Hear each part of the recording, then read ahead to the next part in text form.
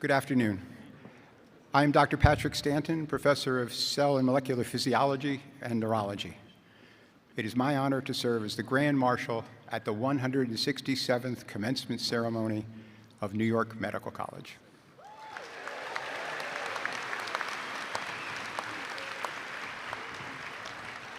First, a few important announcements for the safety and enjoyment of all. The Fire Marshal has the authority to halt commencement if the aisles are obstructed. Please be advised that the aisles must remain clear. Do not approach the stage during the program to take photographs or make videos. We have professional photographers for that purpose.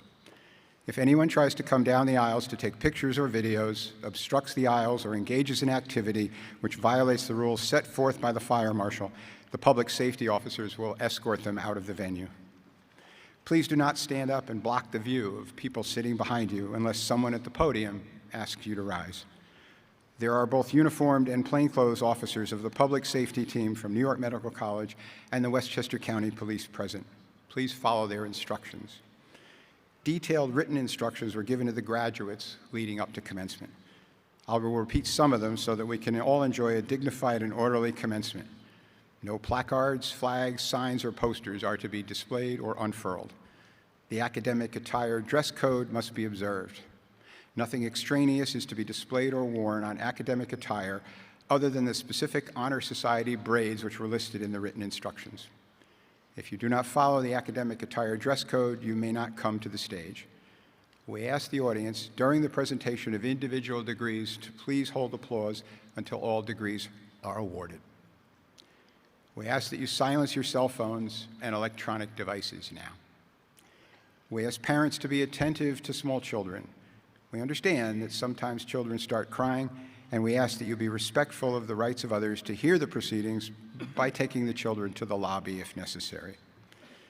We pride ourselves on upholding the highest traditions of a dignified and orderly academic commencement conducted in safety. Thank you for your cooperation.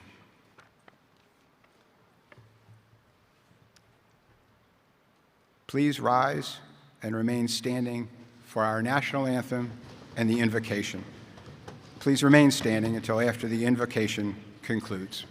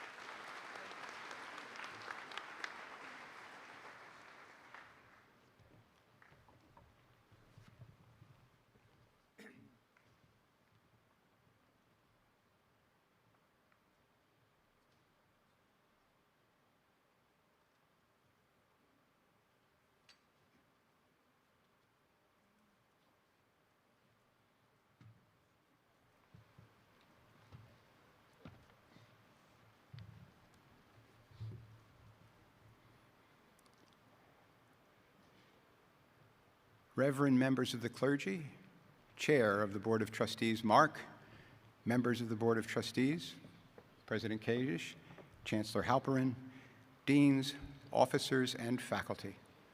The candidates are in their places.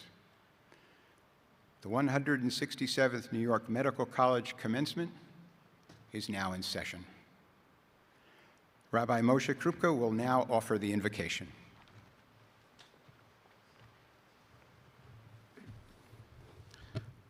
A moment of reflection before we begin our formal program. Avinu Shabbat our Heavenly Father, bless all those who have assembled here today to rejoice in the commencement exercises of New York Medical College, the class of 2026. Almighty God, Rofei Chol Baso Umaflila Asos, you are the healer of all flesh, wondrous in your acts. We gather this afternoon as an academic community and as an extended Turo family to celebrate the achievements of these men and women who have accomplished so much. Before you stand the graduates of 2026 who stand at the dawn of their chosen careers to bring healing and comfort to your world. Men and women who have dedicated themselves to the great art and science of medicine and healthcare, a destiny and a noble mission. As we gather as an academic community and as an extended Turo family, we ask that you bless this celebration and smile upon the achievements of those who have worked so diligently and accomplished so much and have so much more to offer. Watch over our young graduates who go forth to aid and heal others. Bless their efforts, Almighty God, with great success, and keep them safe as they set out as your agents to serve humanity with care and compassion. Grant them the wisdom and the strength to heal the sick, to strengthen the weak, and to uplift those in despair. Give them the fortitude to persevere in difficult times and the energy and conviction to overcome every obstacle. Dear God, these dedicated students have worked so incredibly hard. They have toiled long and grueling hours. They have endured sleepless nights to master the intricacies, the complexities, the frailty, and the wonder of your most precious creation, humanity. These students have been nurtured, trained, and mentored by distinguished and devoted faculty, not merely in the details of their science, but as Maimonides, a preeminent 13th century rabbinic scholar, physician, and revered communal leader, observed regarding physicians. They have been imbued with an inspired understanding, a reverence for human life. Dear God, we ask that you shower your blessings upon the families of these students, the parents, spouses, children, and other dear ones who have been there for support and encouragement and have forfeited so much to ensure that these students could succeed. Today, as we gaze out on each and every one of you, you are graduates, and grasp the talent, the scholarship, the achievement, and promise each of you represent, our hearts are filled with pride and joy. May the Almighty provide you with every blessing so that each of you can fulfill your own unique potential and destiny. Amen. Congratulations, Mazel Tov.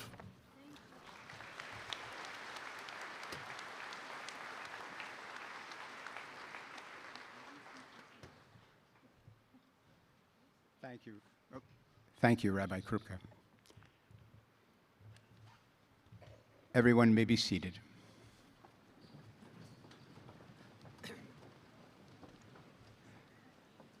I am pleased to introduce Mr. Joseph Mark, Chair of the New York Medical College Board of Trustees.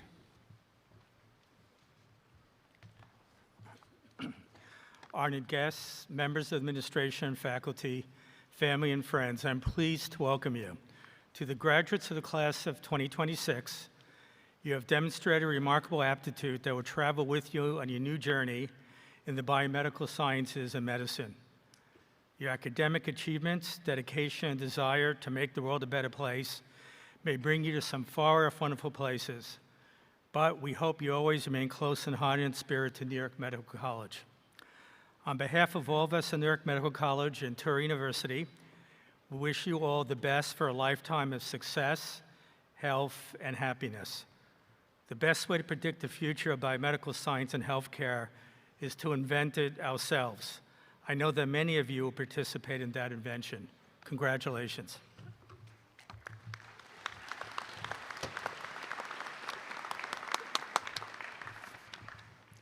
Thank you, Mr. Mark.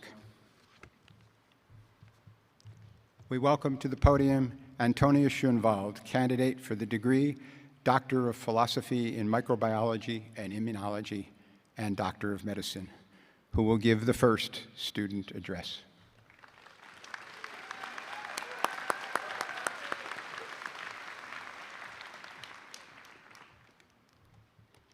Good afternoon, everyone. Before anything else, I want to say congratulations to every single master's, PhD, and medical student graduating today. It is an honor to stand among you to present the MD-PhD program. I also wanted to say thank you to my mentors, Dr. Jana Velishkova and Dr. Libor Velishek, for their unconditional support and for giving me my home away from home at New York Medical College. And to my family, you are and have always been my first reason for everything, and the reason I believed any of this was possible. At the very beginning of medical school, we all sat in a room full of strangers, and we were asked to write a letter to ourselves. I recently read mine, and it only had 2 sentences. The first asked whether this would be the place I find my people. I'm sure I wasn't alone in asking this. Whether you walked into a classroom, a lab, or a clinic for the first time, we each arrived carrying our own version of that uncertainty. Some of us from far away, leaving behind everything we had ever known. Some of us not entirely sure we belong here at all. And yet, we kept walking into rooms full of strangers anyway. We didn't know each other. We didn't choose each other, not yet. But through the many sleepless nights of studying that blurred into early mornings, the unwavering hope that this round of experiments would finally work, and the terrifying vulnerability of touching someone's life for the first time, we started showing up for each other. We learned to ask for help. We offered it. We showed up for those who were struggling, even when we were struggling too. We chose kindness, especially when it was inconvenient. And we learned how to do that, in large part, from the mentors who showed it to us first. These people, you, are the reason we're standing here today. We leaned on this community and extended a kindness that has stayed with us and pushed us to be better. Science and medicine will ask enormous things of us. They already have. And so the question that follows us out of this room is not just what kind of scientists and doctors we will be, but who we will be to the person standing beside us. The second sentence of that same letter encouraged me to step bravely into the unknown. What I didn't know then, but understand now, is that I never had to step into it alone. None of us did. Having all of you by my side gave me the courage to take that next step. And as we step into the next chapter, wherever this path takes you, remember that what we build here does not have an expiration date. These people are yours for life. Congratulations, class of 2026. It has been the honor of my life to learn alongside you.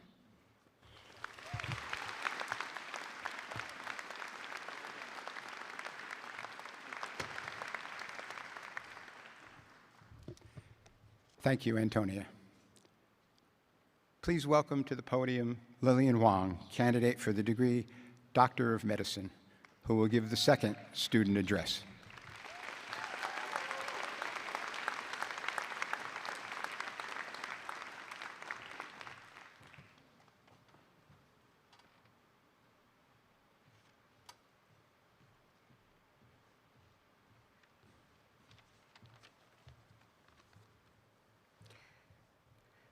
Good afternoon to our faculty, guests, loved ones, and the New York Medical College class of 2026.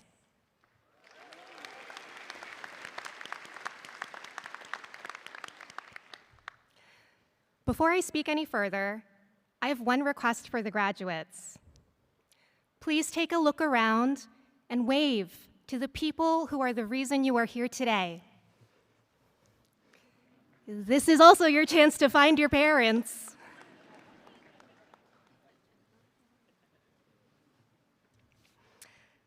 To everyone, thank you for supporting and believing in the best classmates, friends, and future physicians I know. Today we celebrate the 167th commencement for NYMC. My name is Lillian Huang, and as former Student Senate President, I've watched each class define itself over the past 4 years. Let me show you what ours looks like. We're diverse. In my first few months of medical school, I met classmates who came from professional sports, tech, teaching, the arts, even one pilot. And many of us continued these interests through more than 100 student clubs across campus. We're passionate, having founded cornerstone initiatives that mentor incarcerated youth and take part in life-saving organ transplant experiences. We got chutzpah. We boldly embraced a redesigned preclinical curriculum, became the most research-active class to date, and sent our first students to train at our new clinical site in Arizona. We've learned an enormous amount during our time here at NYMC. Yet, no matter how stressful our medical school days were, the many geese outside were a reminder that there was always something more aggressive on campus. The last time my peers and I were together, I gave a toast and shared what I believe to be our class theme. We leave things better than how we found them. Certainly, that's reflected in the accomplishments I just mentioned. But it also made me wonder, where does that instinct come from? Some of it comes from the people who raised us, those who understood care long before we understood it professionally. Some of it comes from the culture we built together, a habit of saying yes, or stepping up when something needs to be done. And over time, that altruism becomes second nature. It's why we all stay late to call and update patients' families. It's why we all volunteer for tasks beyond our formal roles. And with every experience, we become better people, and therefore, better physicians. The class of 2026 will carry this mindset no matter where we go next. Even as we graduate into an evolving, sometimes imperfect healthcare system, we will always meet it with good faith and a commitment to improvement. It is essential that we never lose sight of the human experience medicine is meant to serve. I know my classmates might feel the weight of this responsibility when we care for patients or sit with someone during a difficult moment. And I also know that patients and communities will be better for having each of you. So to my classmates, thank you for this unforgettable privilege of growing alongside you. And to our supporters, please wave back to us as you send us forward. We promise to do our best. Congratulations, class of 2026.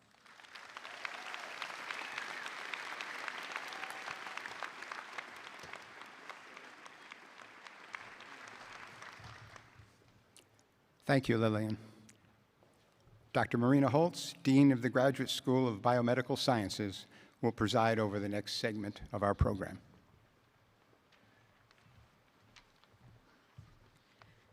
Good afternoon. I ask Chancellor Halpern to come to the podium.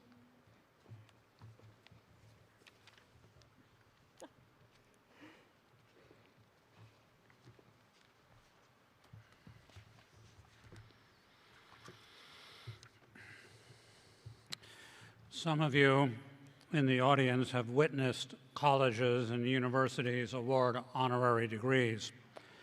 The ceremony, which will take place now, will follow the usual format for the awarding of an honorary degree, but with some special features unique to today's recipient. The designated escorts for the honorary degree recipient all have specific connections to family members lost to the Holocaust, survivors of the Holocaust, and/or Holocaust remembrance. Dr. Sabine Hildebrand, will you please stand at your seat? And the designated honorary degree escorts, please flank her. Rabbi Moshe Krupka, Dr. Sui Lefkowitz, and Ms. Millie Jasper. Okay, the designated escorts, can you please escort the honorary degree recipient to the podium? President Alan Kadish, please come to the podium and take the hood. In view of Professor Hildebrand's area of scholarship, I invite any Holocaust survivors or children or grandchildren of victims of the Holocaust who wish to stand as a measure of respect for the work of our honorary degree recipient as the citation is read. Do so now and remain standing during this presentation. Dr. Halpern and I will read the citation.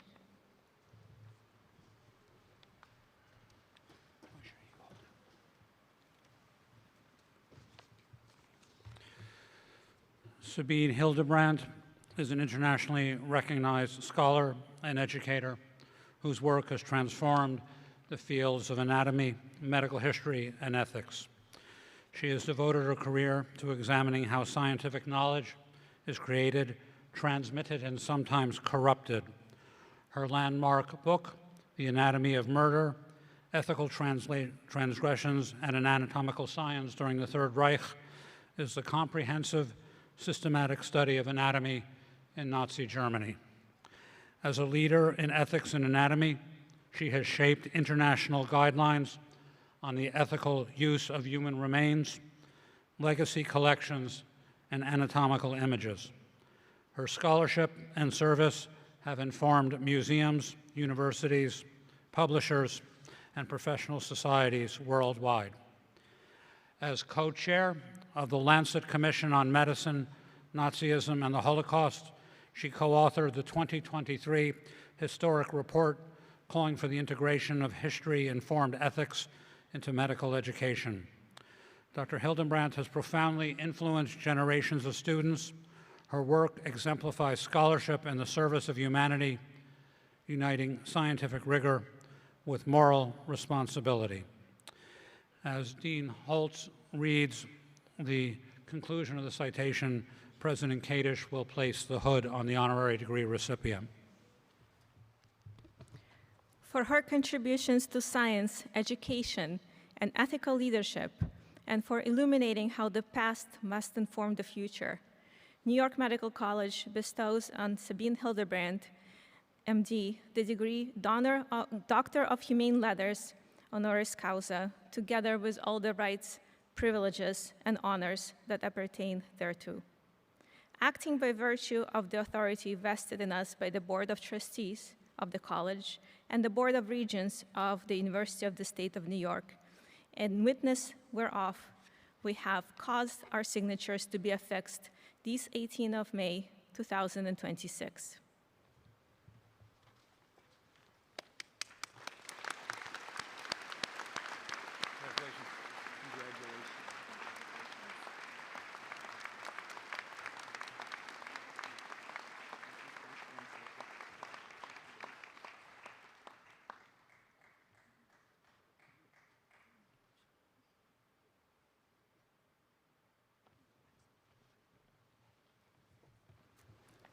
Thank you, everyone. You may be seated.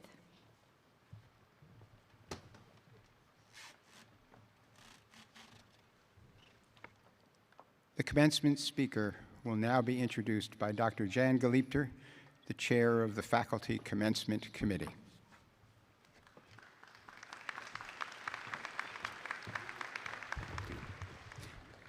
Thank you. It's my pleasure to welcome the commencement speaker, Dr. Sabine Hildebrand, Associate Professor of Pediatrics at Boston's Children's Hospital and Harvard Medical School, and lecturer on global health and social medicine. She is the leading authority on the history of anatomy in National Socialist Germany, and she is the founding co-chair of the Lancet Commission on Medicine, Nazism, and the Holocaust. Professor Hildebrandt, we look forward to your comments.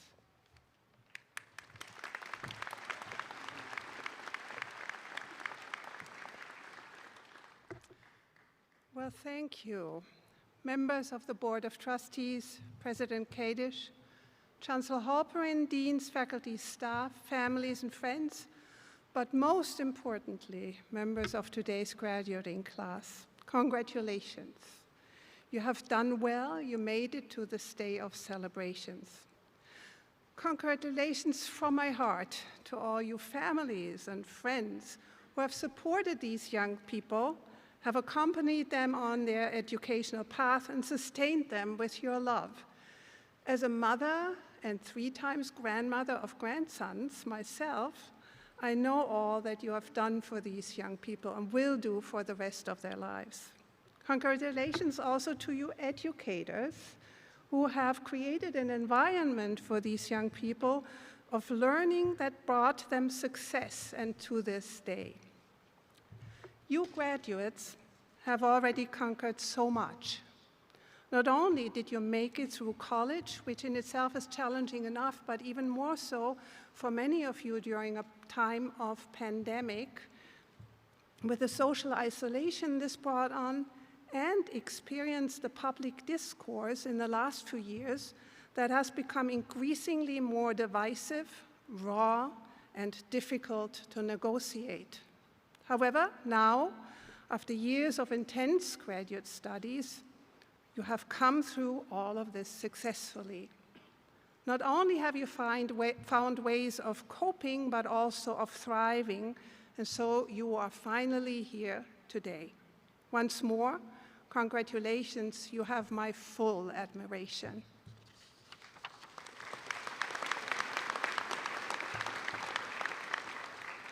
This is just a wonderful day to share with you of not only looking back onto what you have achieved, but also of looking forward to the next steps in your lives. In your faces, I see the hope that is now carrying you on, and with you, all of us.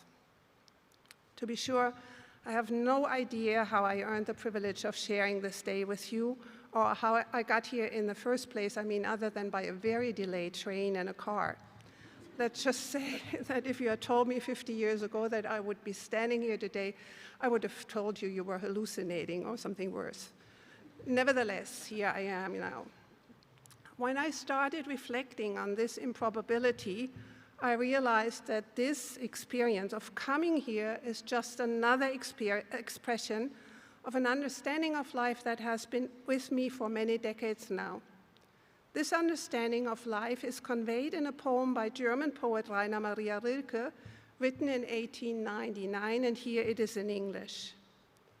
I'm living my life in widening rings that are drawing across all things. I may not complete the last, but still, surely attempt it I will. I circle round God, round the all-ancient tower, and I circle 1,000 years long. And I don't know yet, am I a falcon, a storm, or a glorious song? My 8th grade teacher read this poem to our class, an older woman dressed in tailored suits by the name of Fräulein Gans, which translates to Miss Goose. She went rogue and off the standard curriculum and spent hours simply reading to us. Thus, she gave us the great gift of Rilke's text. Now, consider my surprise when I learned the other day that apparently Rilke has now become very fashionable again. Lady Gaga carries words by Rilke actually tattooed on her left upper arm, or should I say brachium. And the South Korean boy group singer from the BTS group features this particular poem written all over his body in a 2023 music video. I can send you the link.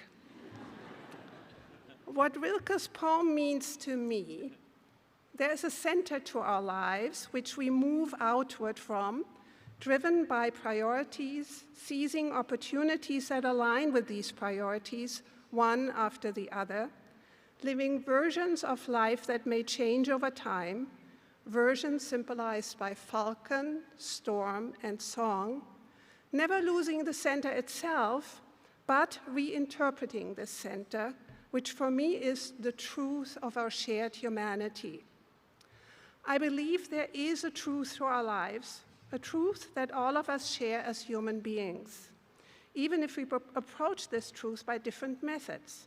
Truth, in Latin veritas, can be sought through religion, the biosciences, music, the social sciences, the fine arts, and in many other manners. Some, like Rilke, call this truth God, and others, the dignity that all of us own. Some see this truth in the concept of imago Dei, the idea that all human beings, without exception, are made in the image of God, thus sharing the same form in all its variations, the same human spirit in all its variations, the same dignity and the same human rights. Indeed, you might call this center a self-evident truth, an unalienable right owned by all, without exception, without exclusion. Much too late in life, I learned that teamwork can be immensely productive. In a group of 20 international scholars, we discussed the historical evidence of ever-changing values in medical ethics. We debated whether there was any firm ground for medical ethics that might not shift over time. And we found this firm ground in the dignity and human rights that all of us share, which do not exclude any individual or any population group. Little did I know as a young girl from a non-academic family in a German village that I would end up as an educator at a US institution. However, I take note of these widening rings that have brought me here when I followed my priorities and opportunities that did include plain luck. My priorities were formed by a need to know and the childhood experience of several boys and young men in my family dying suddenly. Thus, I learned early on that life is short and every day precious, and this has shaped me. Every day matters, every day has meaning. When it came to deciding on a profession, I had no role models, but I wanted to help others, probably like many of you, and so medicine seemed a good choice. In Germany, you start medical school at a young age. I ended up as a 19-year-old in an anatomy dissection room and pretty much hated it. And here's another improbability. That dissection room became my professional home many years later, one of those widening rings. Throughout my childhood and medical school, I had been called overly sensitive as if something was wrong with me, just as I was supposedly wrong in believing in ideals and sometimes even utopian worldviews. However, this frowned upon sensitivity served as a powerful motivator for my work. Recently, I looked at a well-hidden diary from my first years of medical school and expected it to be full of teenage troubles, like those diaries tend to be, you know. To my surprise, what I found instead were reflections on the anatomy course, on dissection, death, and dying. Much later, the ethics of anatomy education became one of my main research interests. As a 19-year-old, though, rather than in anatomy, I was interested in the history of medicine. Unable to find a mentor in this field, I satisfied my curiosity about the history of my profession and my country, Germany, by reading the first systematic studies on medicine in the Nazi period. Decades on, the unexplored history of anatomy during this time became my field of scholarship.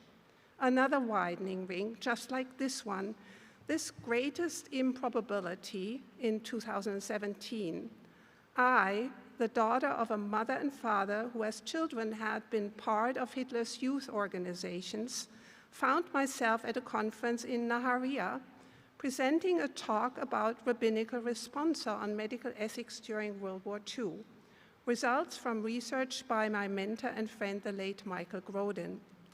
These responsa are stories of wisdom in times of great suffering, stories of agency, of resilience, and of resistance under an oppressive regime, stories that transcend religion, nation, and time. What I learned from these responsa in the history of medicine during the Nazi period is this. While many professionals, including physicians and bioscientists, chose to self-align with and profit from the destructive powers of the regime, there were also those who used their agency for resistance. Their examples show today that such courage and resistance is not only necessary, but also possible. Why am I talking about this today? Because I hope that you will start your next steps in life with an awareness of your agency. You are confronted with a world that will require ethical reasoning and decision-making in so many areas. You are facing new opportunities, as well as societal and political realities that will need reflection and demand action from you. Among the opportunities and challenges waiting for you will be technological innovations that include artificial intelligence models in education, research, and in healthcare. Regarding all of this, make sure to understand what you are good at. Be clear about your priorities. Know which priorities might be changing and which limits you will never want to cross, where you will need to take a stand. You already have a good notion of your skills and priorities by now. Decide what is most important for you and where the opportunities are that allow you to live your agency to the fullest every day. Look for the place where you can matter most for the people around you and do so with kindness. For some, this path may be best walked alone, but for most of us, we do better in a team, whether in our private lives or at work. And remember, in following your priorities, you have agency, maybe even in a wide scope. Have a plan, but be ready to be surprised by life, and then change it. Note those widening rings of your life. Today, you are completing another one. I'm living my life in widening rings that are drawing across all things. I may not complete the last, but still, surely attempt it I will.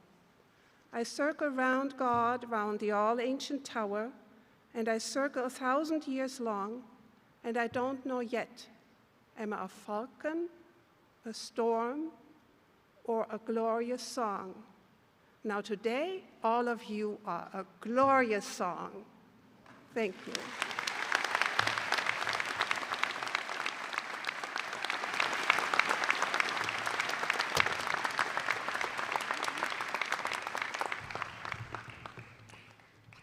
Thank you, Dr. Hildebrand.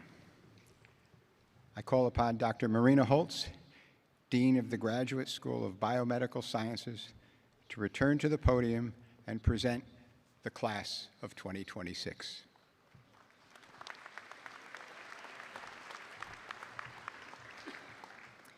Thank you.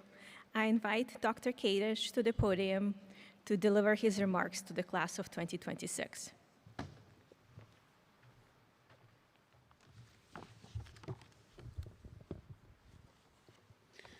Good afternoon, graduates, faculty, administration, family, and friends. Welcome to the 167th commencement of the New York Medical College's Medical School. This is the 15th commencement since New York Medical College joined Touro University, and I'm thrilled to be here with all of you today to celebrate. Before beginning, I'd like to thank our senior leadership, some of whom you've met already. Dr. Joseph Mark, Chairman of the Board of Directors, Dr. Edward Halpern, the Chancellor and CEO, and of course, thank our guest speaker for her brilliant remarks, Sabine Hildebrand. Also like to thank the deans who are here today, both those who will confer degrees as well as others, Dr. Marina Holtz of the Graduate School, Dr. Ronnie Myers of the Touro College of Dental Medicine at New York Medical College, Dr. Neil Schluger of the School of Medicine, and Dr. Michael Treppel, Dean of the New York College of Podiatric Medicine. Today, along with all of you, I'm thrilled to recognize those who've come to support you today, family, friends, partners, and supporters throughout your 4 years of medical school, as well as being here today. So let's have another round of applause for your supporters.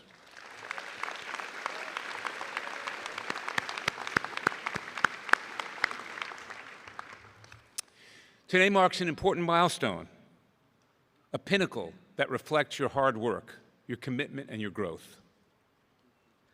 You have worked to support your dreams and your goals throughout the last 4 years. You've chosen a profession that involves serving others and protecting them. It says a lot about you as people, a lot about your academic achievement, and a lot about your commitment to the future. I'm filled with pride and thanks at your accomplishments.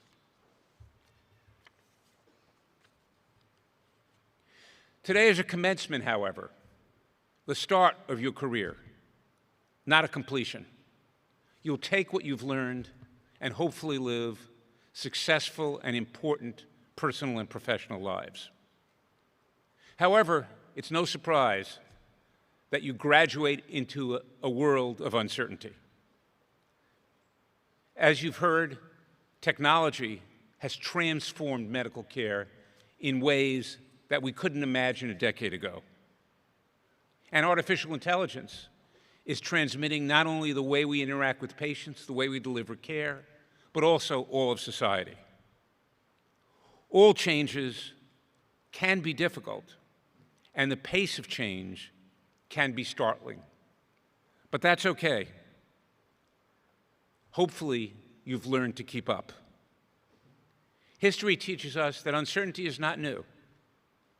In fact, there is said to be an old Chinese curse, "May you live in interesting times." It's an interesting thought that we'll explore in a moment, but the reality is that curse is neither ancient nor Chinese. The first record of "May you live in interesting times" actually appears in 1898, where the Secretary for Colonial Affairs of the United Kingdom, of all things, Chamberlain, father of Neville Chamberlain, who didn't quite get the Nazis right, said in 1898, "There's more uncertainty in the world right now than there's ever been, and so you live in interesting times." However, a couple of centuries before Chamberlain, King Solomon in Proverbs 12 had a similar sentiment, but expressed a little bit differently. It said that worry and uncertainty can make life difficult, but a good word can create good. And that, I would suggest to you graduates, is something that with all the changes in technology and all the advanced techniques that you've learned, is something that I want to emphasize today. Your patients, your colleagues, will sometimes find themselves in difficult times. We've emphasized the techniques and skill and knowledge that you've had, and hopefully also the humanism that's important. But I don't want you to ever forget that at difficult times, just as King Solomon noted, a good word can turn things around. Do that with your colleagues, do that with your patients, and do that in your personal lives, and you'll find it will make a tremendous difference. So how do we deal with uncertainty? You've all grown up in an age of rapid changes and uncertainty. But there are three things I'd like to suggest can help. One, which I think you've all learned already, given the challenges you've faced in college and medical school, is continue to show flexibility and resilience. As I mentioned, change will happen very rapidly. Don't get set in your ways. Keep to your principles. but be prepared for change and be prepared to use the experience of college and medical school, where you've had to deal with the adversity of COVID, with disturbances on campus, and with changes in the geopolitics of the world, and you've learned to get through and get here today. And that, with your efforts in graduate school and medical school, show that you're able to deal with both resilience and flexibility. Second, don't get overly cynical. There's perhaps a lot to get angry and cynical about in the world today, but don't let that prevent you from leading positive lives. Don't get caught up in turmoil and anger. Instead, focus on the good you can do in both your personal and professional life. And finally, stick to your core principles. The core principles that you've developed throughout your life that have gotten you here today to graduation from graduate school or medical school, and the core principles that hopefully we've emphasized at New York Medical College. It's okay to hang out on Instagram with a dancer who's got 17,000 followers or 17 million followers. But remember what you've studied for today and how you can do good in this world. That's your task. And I'm confident with the education you've had and what you've learned that you will make us proud. As you graduate from New York Medical College, you'll always be part of a family that's well over 100,000 students and graduates. Stay in touch with your classmates. Stay in touch with your faculty and deans. Let us know how you're succeeding in life. Remain part of our family. I'm extraordinarily proud of all of you here today. Congratulations, class of 2026. The world needs you now more than ever.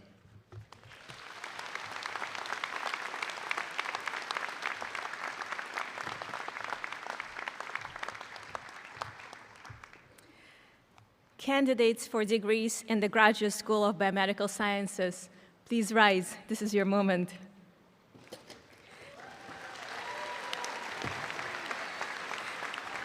I have the honor of presenting the candidates for the degrees Masters of Science and Doctor of Philosophy. And I invite Dr. Kadish to confirm the degrees.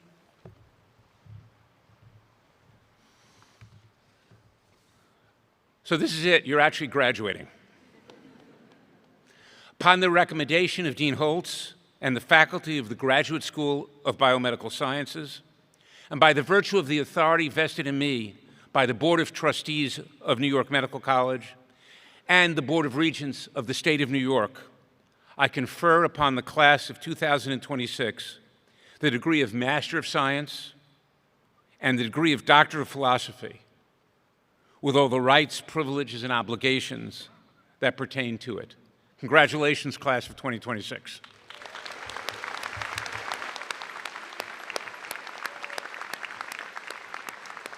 You may all be seated.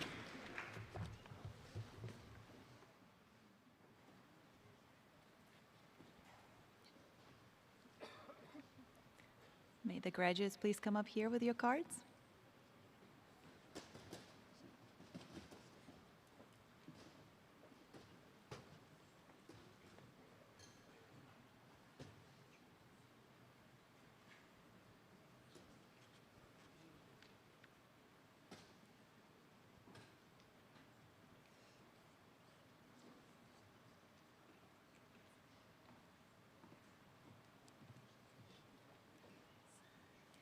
Neha Ali.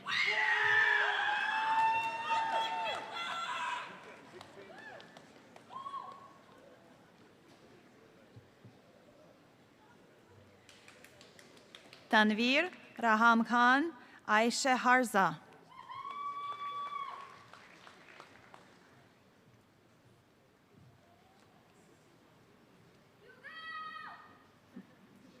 Ravan Ismail.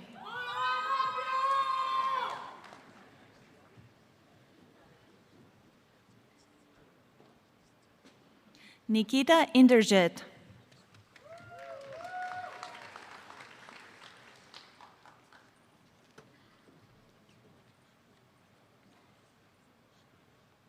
Miriam Musuni Kamisoko.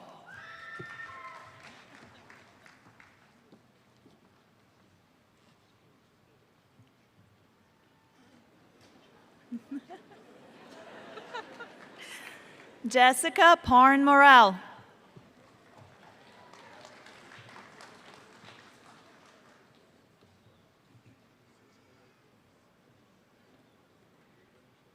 Gabriela Del Rize Puliga.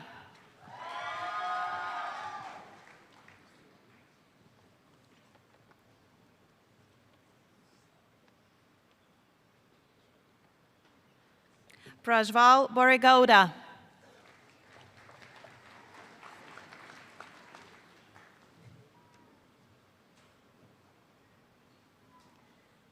Vishnupriya Goreddy.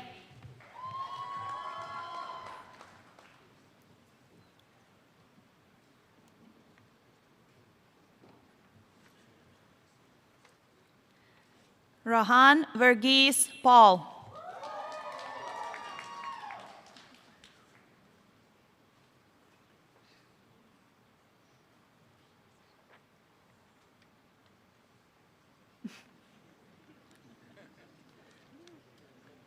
David Andrew Collette.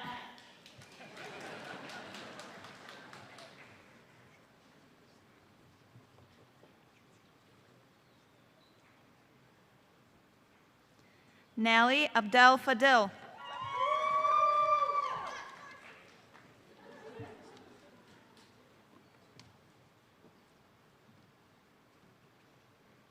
Nathan Daniel Barnett.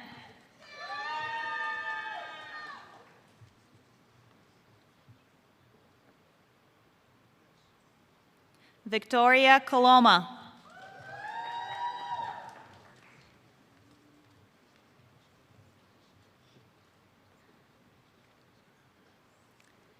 V. Ku Khan.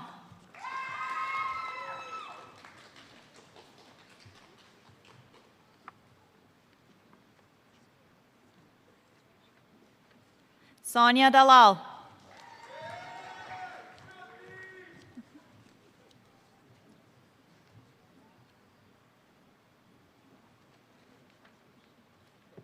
Taylor Carlisi Dyson.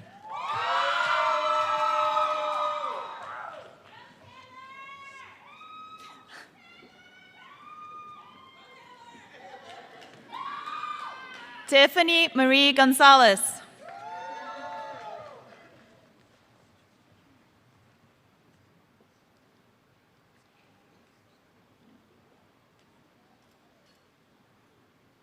Eva Country Judge.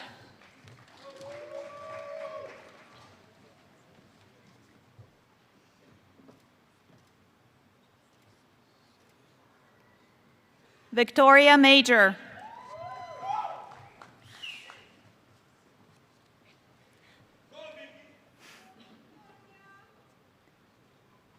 Chanel Minto.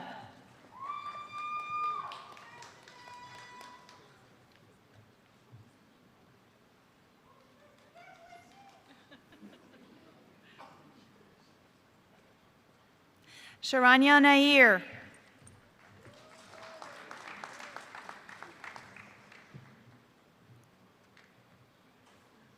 Allison Ng.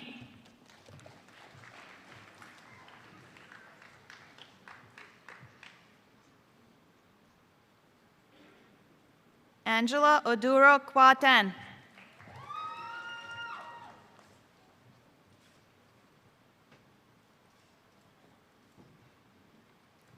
Jada Nicole Primus.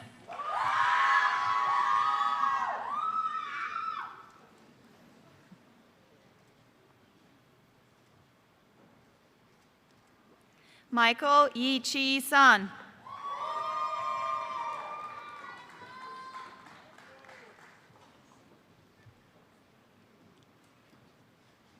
Dr. Morgan Gabriel Anderson Cranage.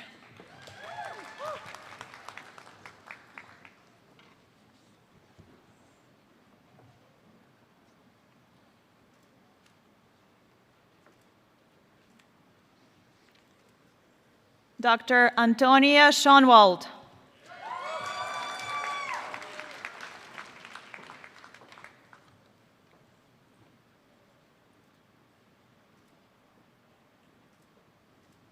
Dr. Anthony J. Santone.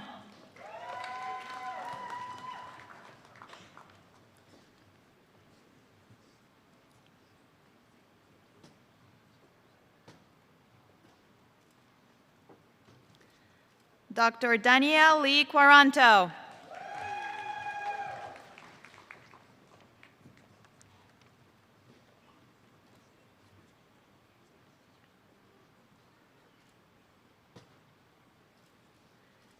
Dr. Brendan Zachary James Marshall.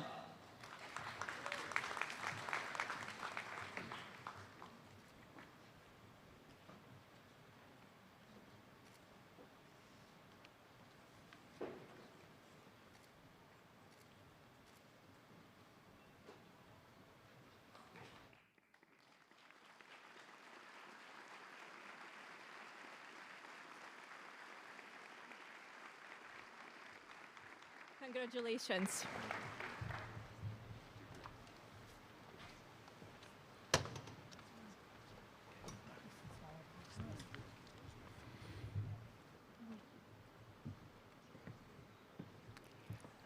Congratulations, graduates.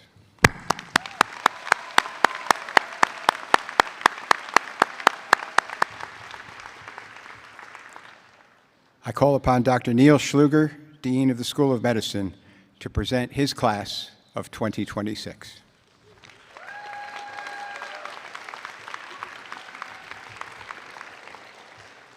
Will the candidates for the degree of Doctor of Medicine please rise?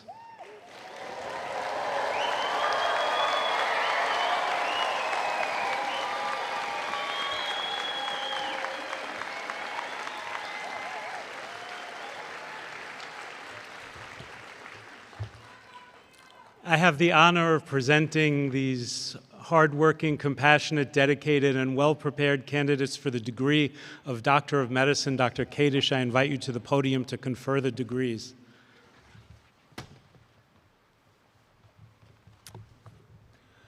Upon the recommendation of Dean Schluger and the faculty of the School of Medicine, and by virtue of the authority vested in me by the Board of Trustees of New York Medical College and the Board of Regents of the State of New York, I confer upon the class of 2026 the degree of Doctor of Medicine, all the rights, privileges, and obligations that relate to it. Congratulations, doctors.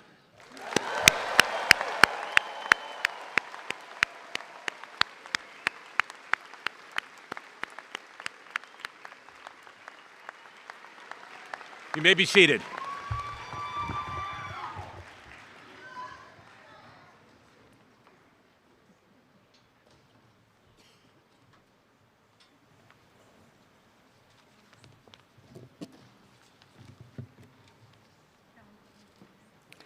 Dr. Ruth Alejandro, please join us to hood the first set of students.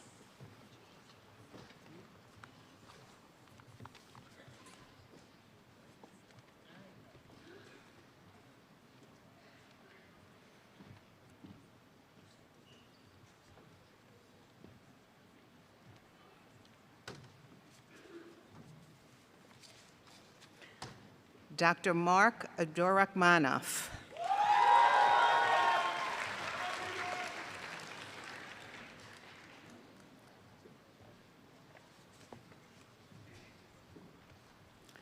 Dr. Stephen Abijmil.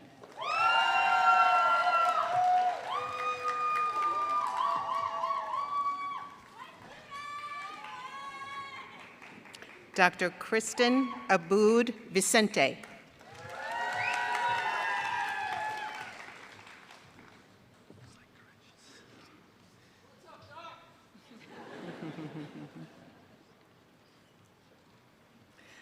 Dr. Mohammed Usman Ahmed.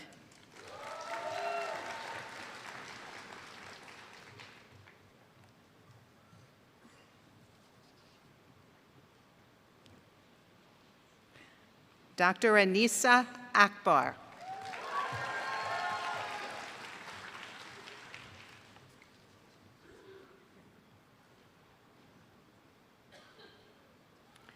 Dr. Nadia Amberson.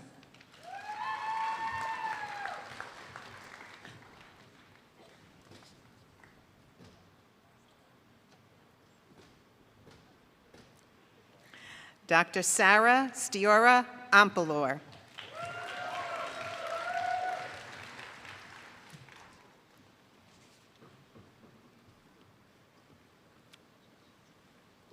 Dr. Chinachita Ani.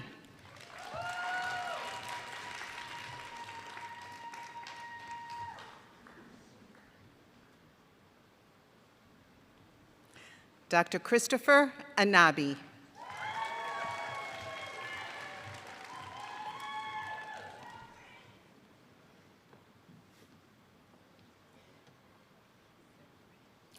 Dr. Jeremy Applebaum.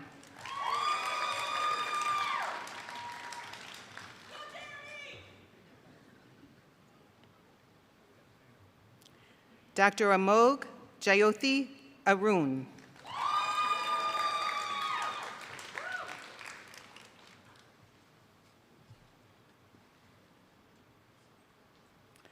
Dr. Jonathan Ash.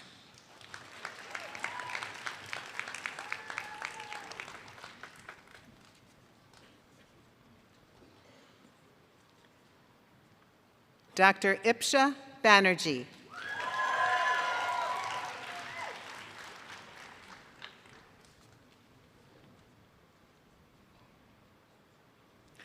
Dr. David Baruch.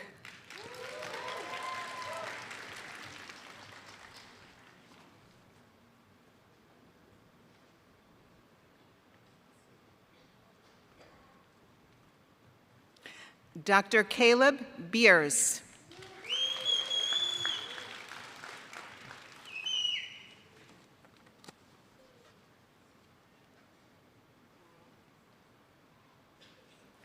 Dr. Zachary Berman.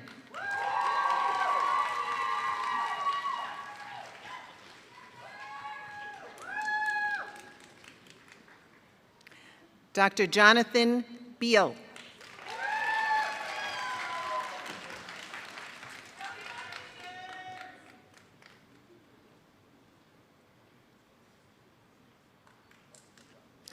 I'd like to invite Dr. Blossom Samuels to the podium to hood the graduates.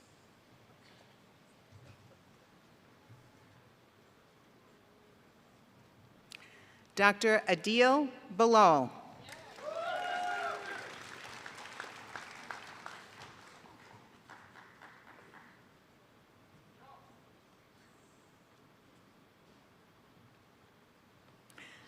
Dr. Jesse Buckman.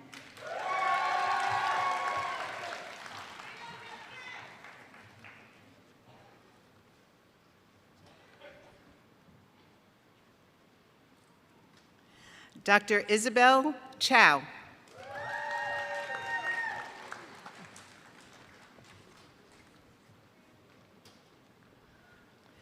Dr. Alexandra Chavez.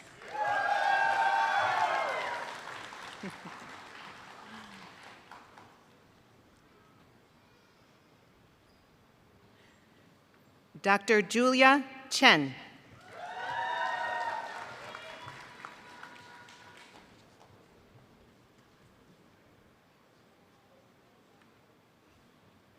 Dr. Ifaz Chowdhury.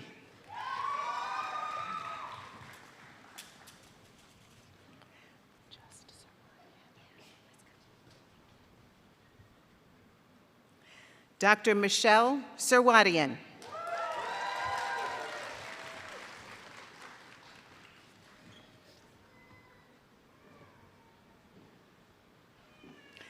Dr. Scott Cohen.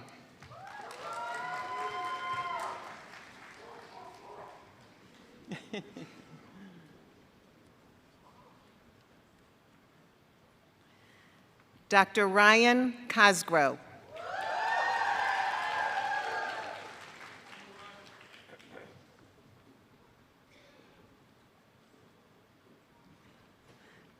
Dr. Vitor Santos de Oliveira.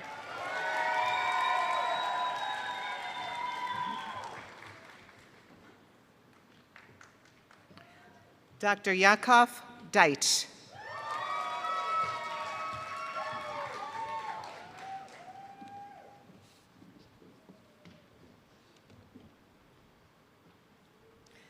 Dr. Shoshana DeVore.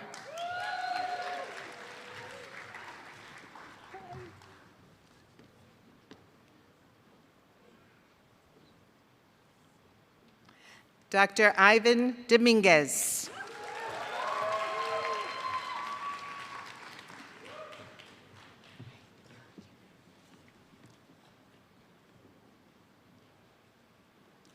Dr. Madison Drogi.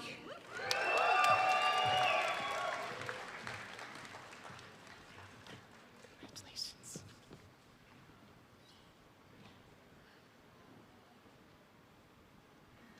Dr. James Ori Dweck.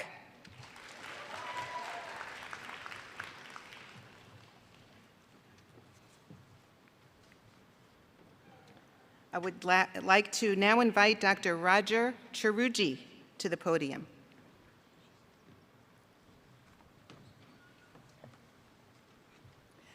Dr. Lars Eckenberg.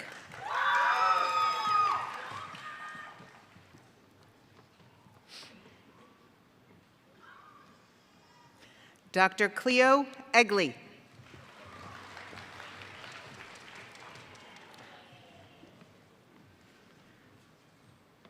Dr. Elisheva Eisenberg.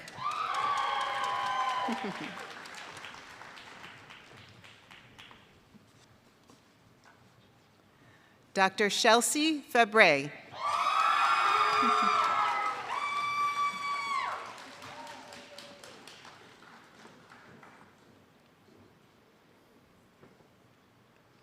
Dr. Brian Fan.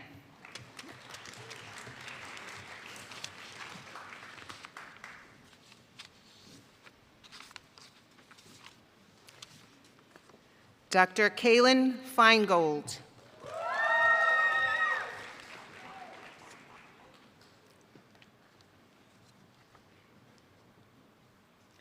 Dr. Eliana Felder.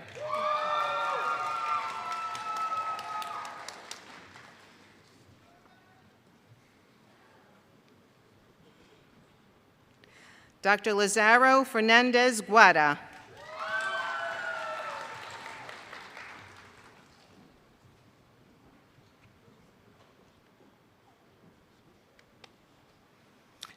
Dr. Sofia Fioramonte Gorcho.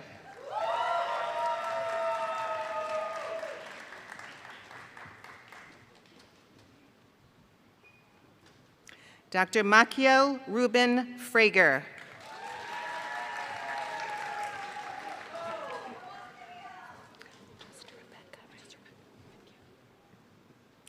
Dr. Rebecca Friedman.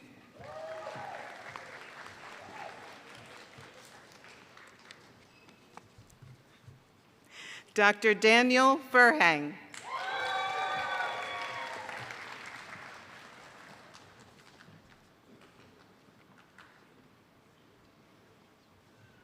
Dr. Petar Geish.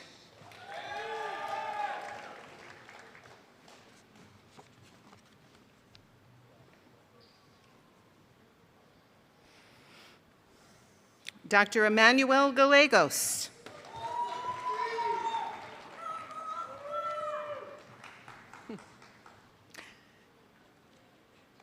Dr. Othania Garcia.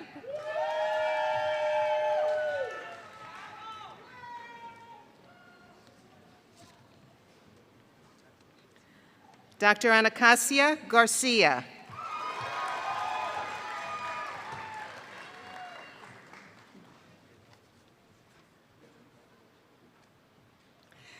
Dr. Nicholas Gavris.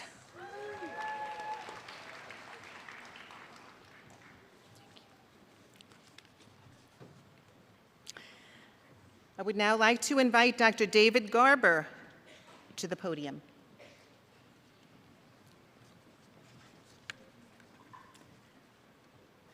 Dr. Priyanka Gera.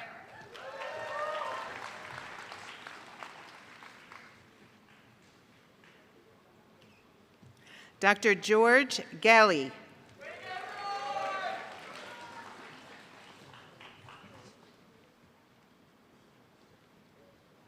Dr. Derek Goff.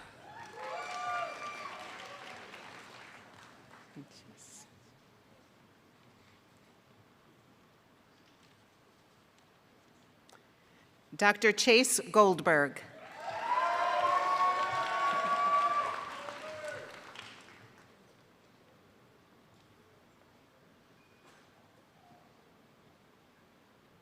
Dr. Anjali Goyal.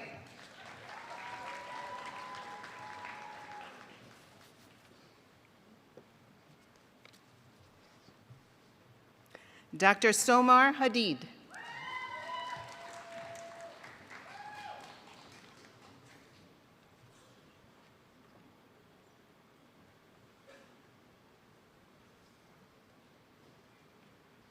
Dr. Madeline Hall.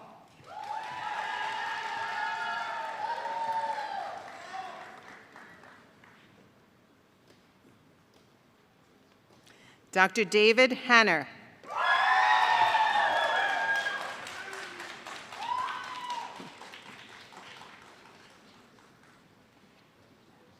Dr. Harry Haran.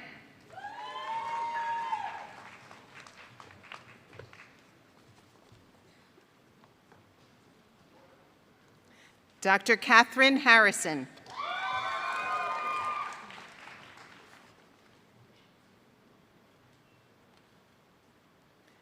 Dr. Brianna Hayes.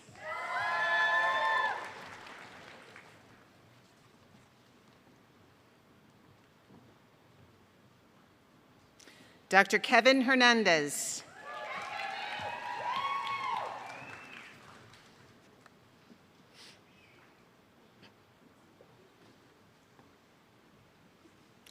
Dr. Christopher Hoff.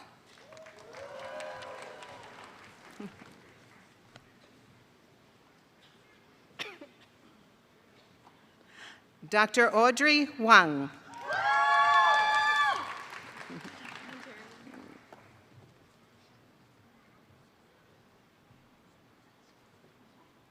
Dr. Lillian Huang.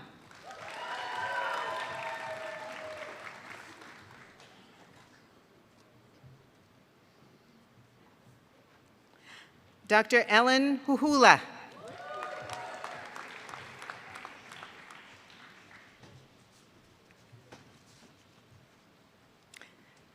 I would now like to invite Dr. Joseph Giamelli to the podium, please.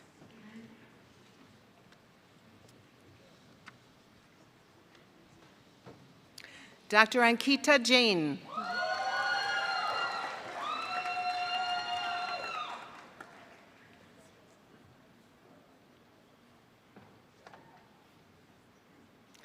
Dr. Denise Janvier.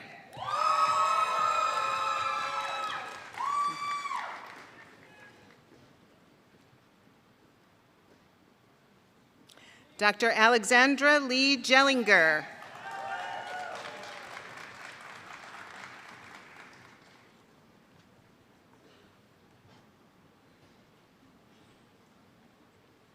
Dr. Steffi Jeswin.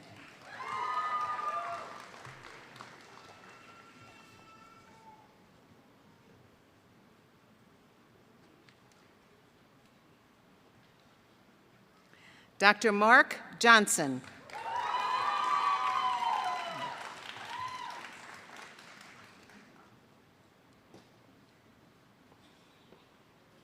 Dr. Arihant Kalindindi.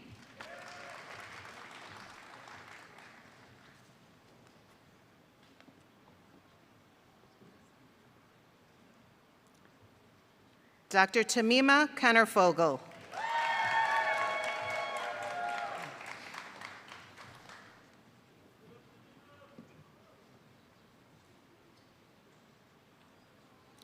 Dr. Shigeru Kanerki.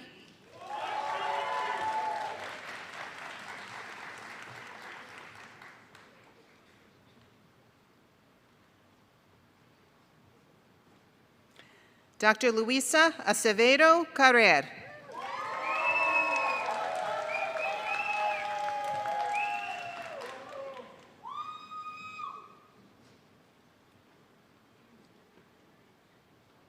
Dr. Madhuchena Karthikeyan.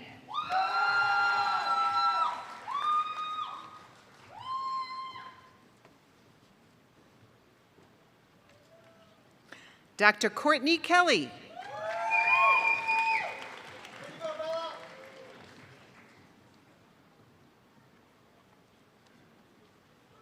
Dr. Julia Khan.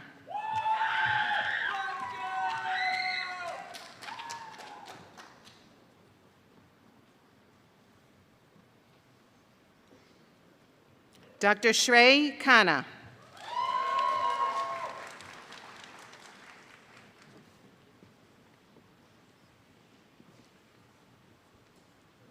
Dr. Sami Kasib.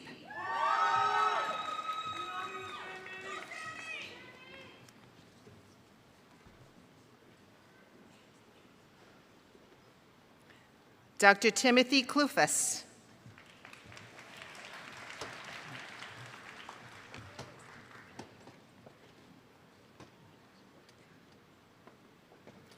Dr. Victor Kolteniuk.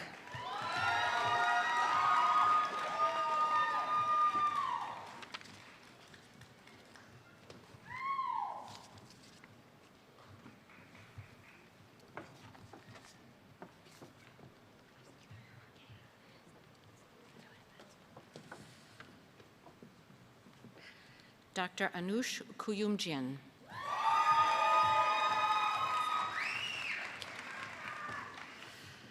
Dr. Noam Lax.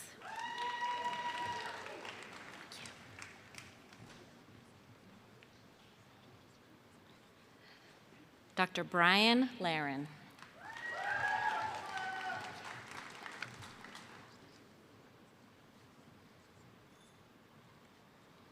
Dr. Steve Lee.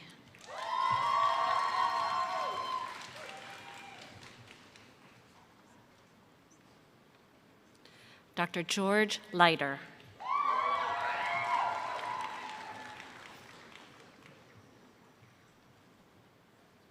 Dr. Jasmine Levine.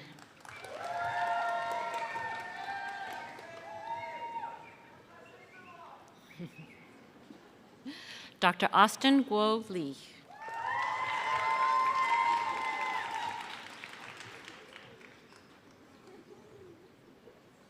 Dr. Michael Lee.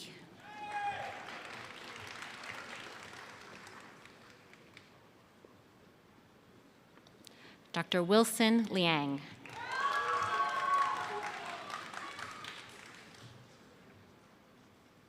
Dr. Paul Lim.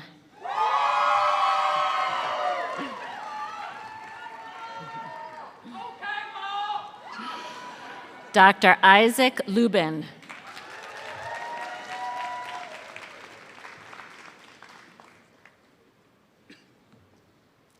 Dr. Cyrus Lusko.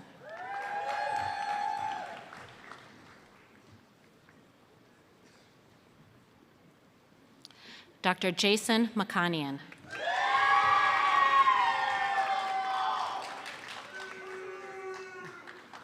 Dr. Donald McElroy.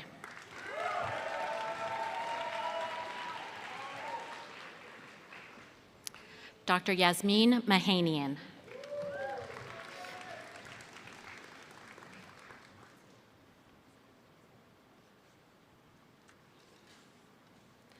Dr. Sumaita Mahmood.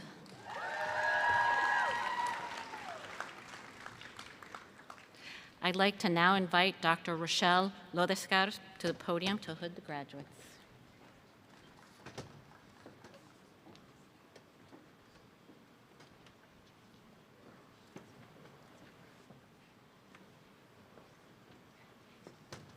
Dr. Kyra Quinn Manayan Leonard.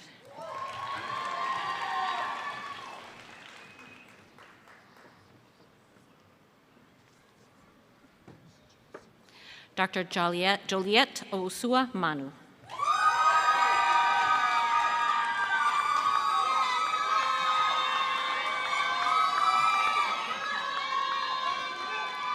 Dr. Isadora McGowan.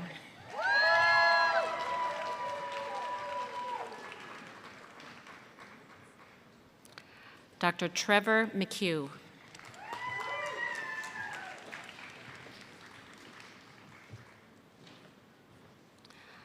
Dr. Rochelle Mendoza.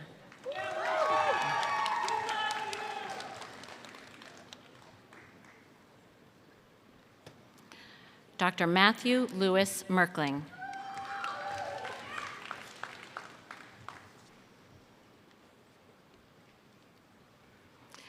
Dr. Adriana Mesa.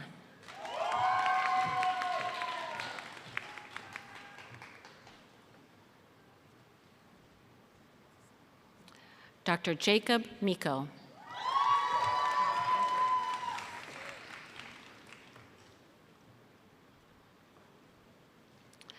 Dr. Saya Meath.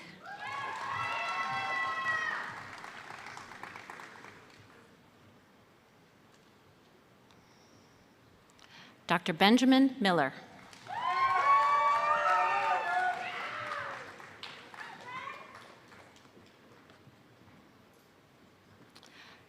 Dr. Alexander Monteith.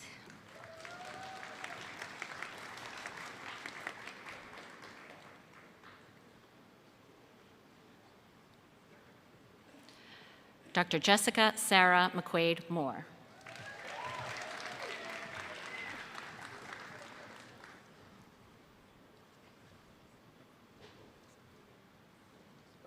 Dr. Annie Nguyen.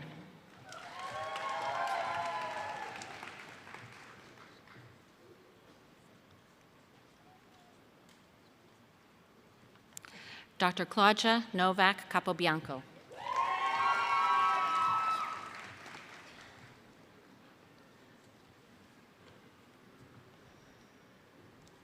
Dr. Olivia Nussbaum.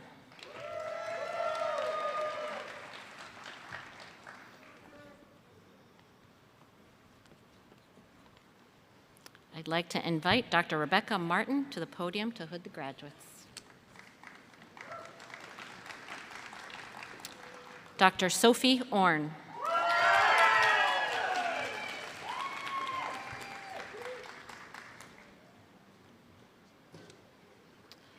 Dr. Joshku Oselik.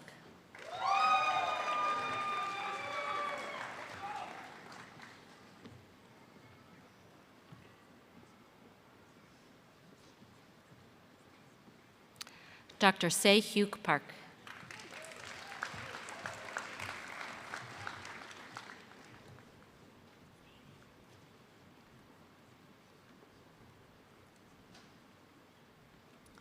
Dr. Steve Songik Park.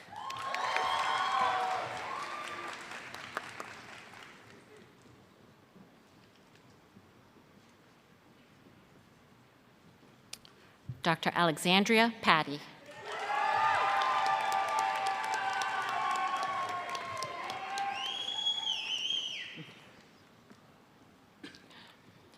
Dr. Dennis Paul.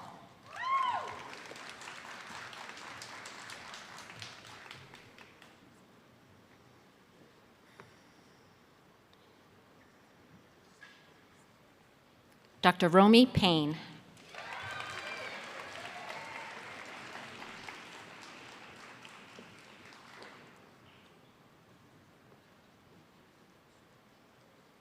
Dr. Andrew Penanuri.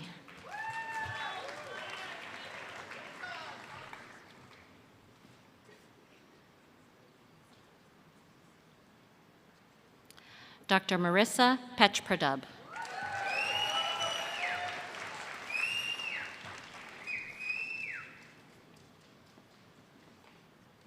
Dr. Wendy Piedra.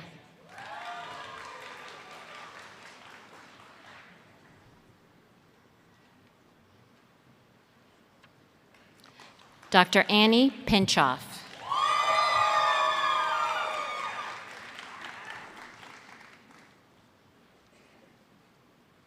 Dr. Bracha Leah Pollock.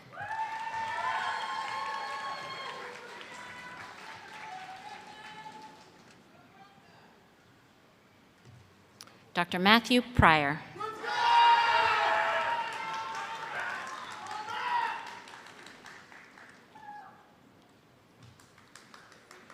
Dr. Kelly Brianne Pun.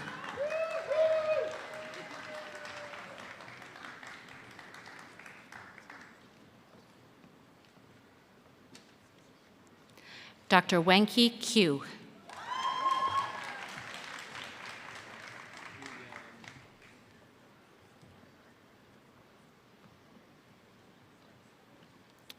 Dr. Sophia Quach. Thank you. Double, daily double.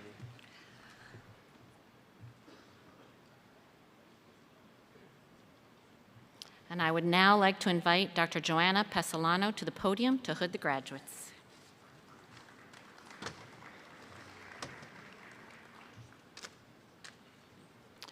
Dr. Alexander Queiroz.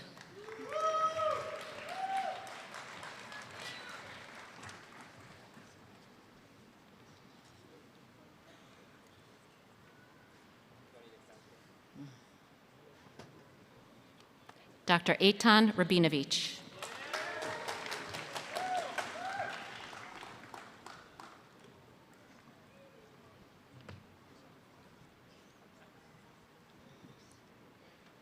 Dr. Nilufar Rasuli.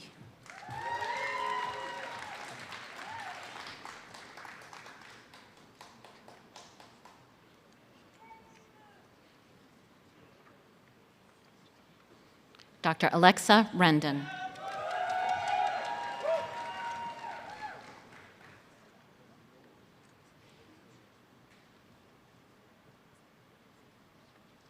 Dr. Francesca Ricciardi.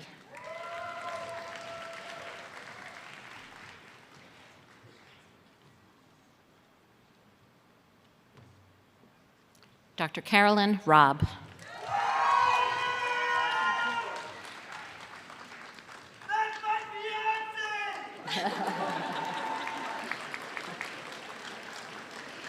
Dr. Victoria Robbins.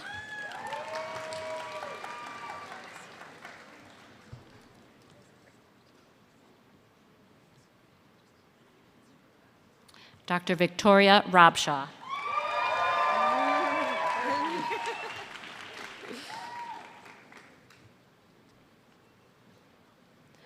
Dr. Victoria Rodriguez.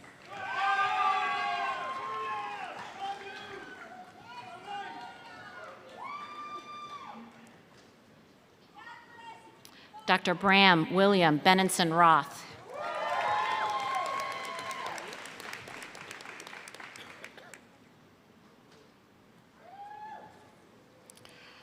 Dr. Karina Roy.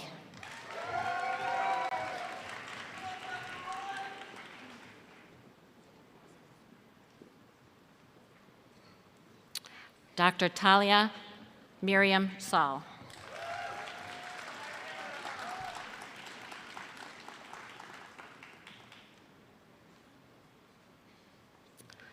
Dr. Jared Sachs.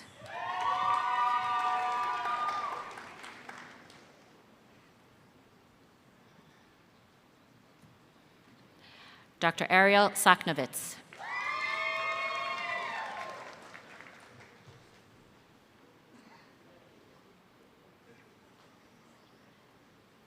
Dr. Prashanth Sampath Kumar.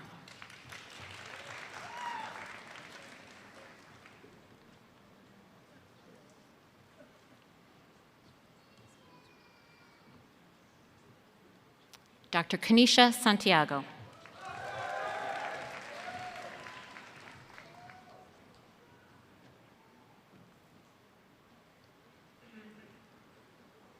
And I would now like to invite Dr. Libor Velishek to the podium to hood the graduates. Dr. Dante Joseph Scarnati.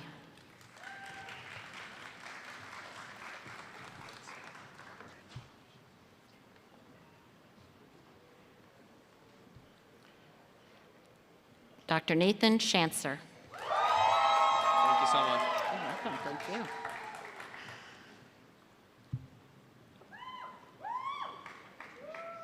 Dr. Noah Schechter.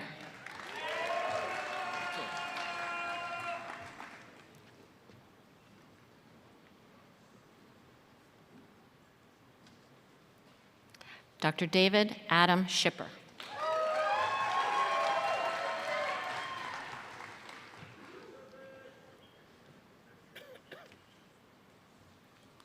Dr. Lindsay Schneider.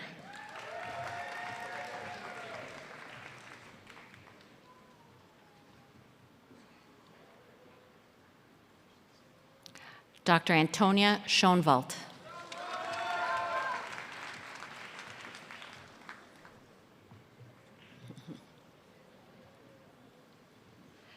Dr. Michelle Sharino.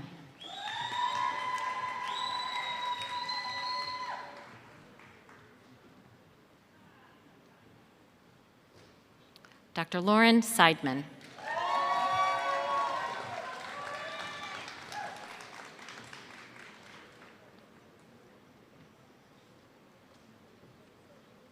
Dr. Moshe Sarwadian.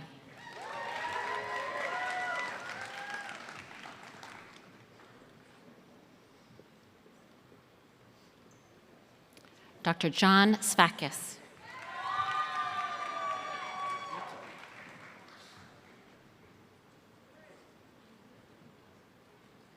Dr. Princey Shaw.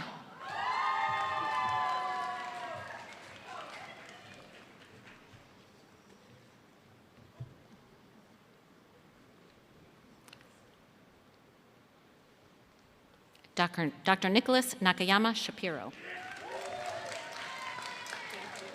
Welcome, thank you.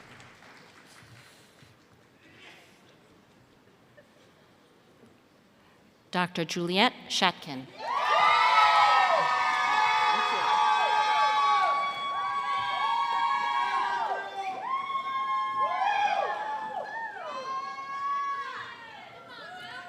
Dr. Zoya Siddiqui.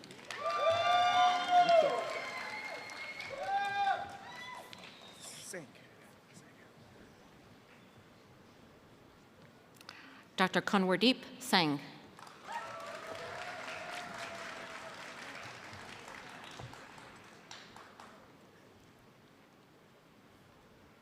Dr. Michael Sonbul.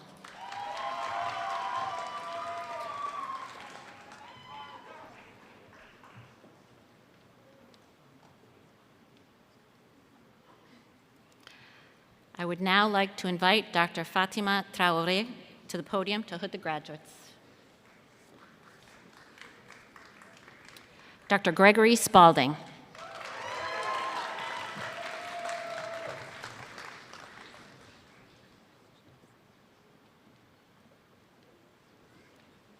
Dr. Ariel Stoneberg.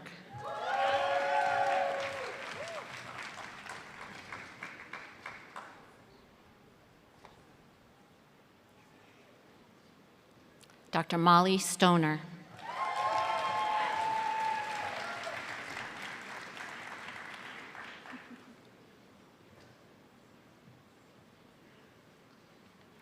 Dr. Rebecca Strafella.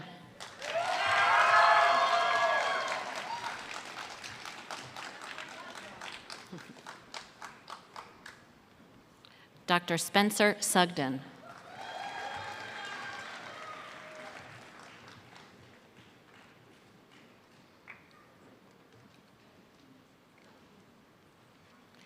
Dr. Alexandra Suponitsky.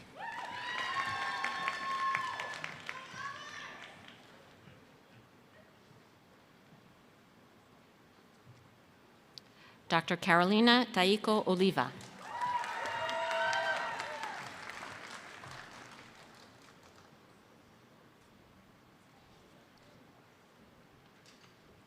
Dr. Kavya Tangella.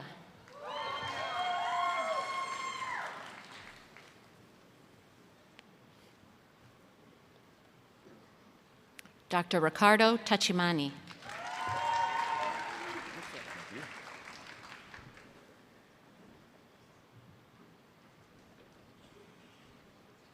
Dr. Daniel Ufero.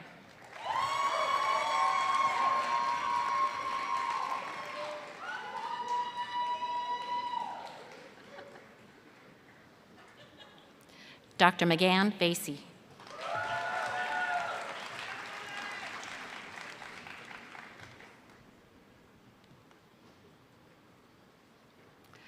Dr. Melanie Amanda Vassallo.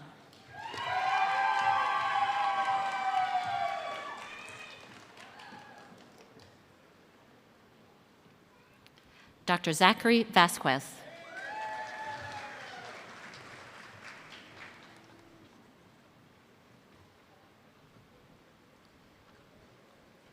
Dr. Matthew Vale.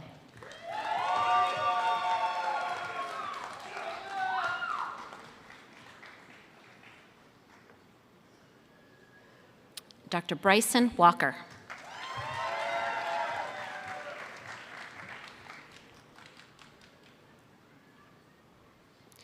I would now like to invite Dr. Daniel Zelazny to the podium to hood the graduates.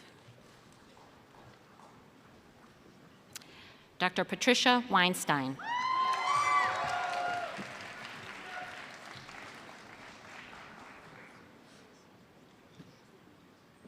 Dr. Doria Weiss.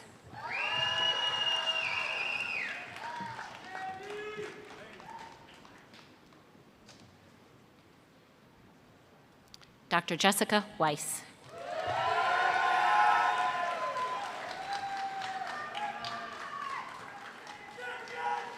Dr. Moshe Weiss.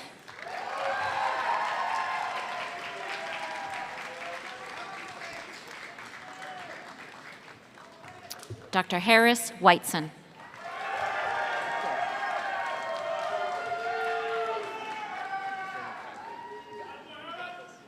Dr. Tobias Whitford.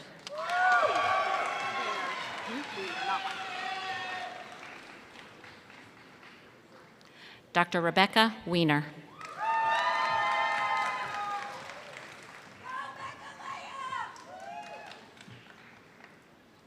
Dr. James Williams.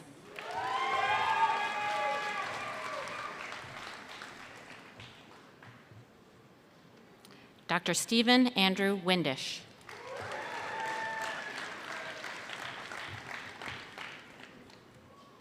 Dr. Robert Volker Wolf.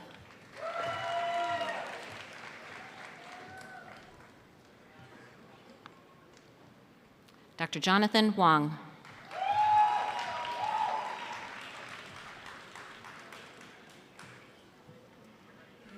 Dr. Patricia Su.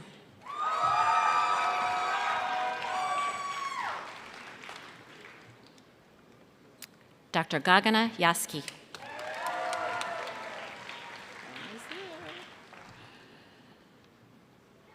Dr. Emily Zhang.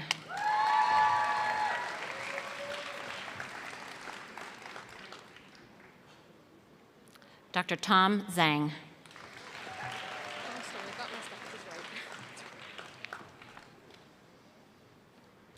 And Dr. Lior Zweig.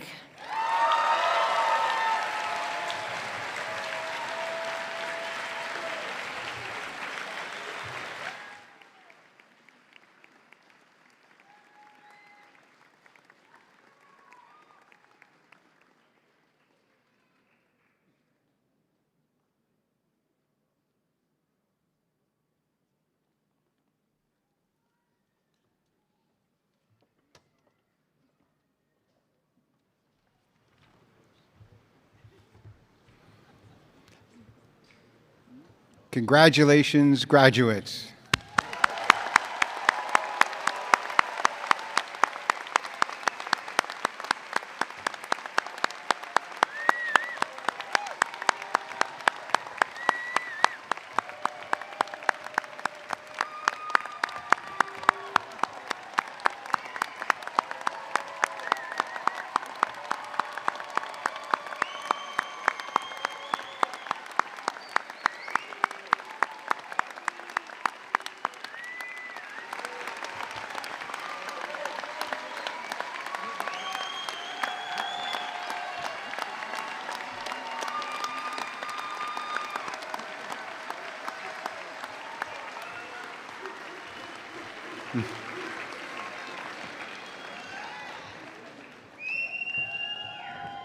I invite Dean Schluger back to the podium for the administration of the Hippocratic Oath to the recipients of the MD degree.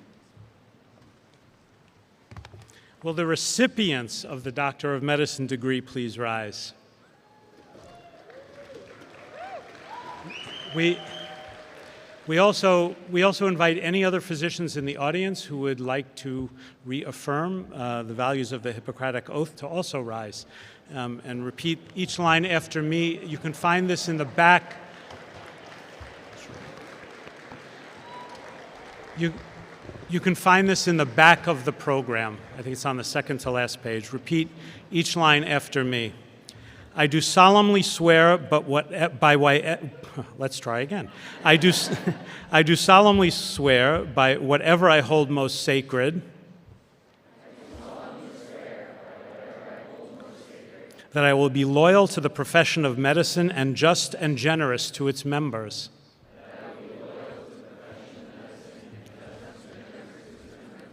That I will lead my life and practice my art in uprightness and honor.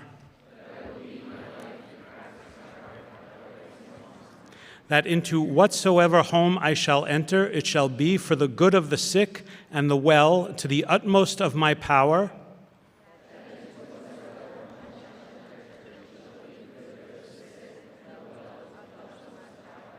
And that I will hold myself aloof from wrong and from corruption and from tempting others to vice.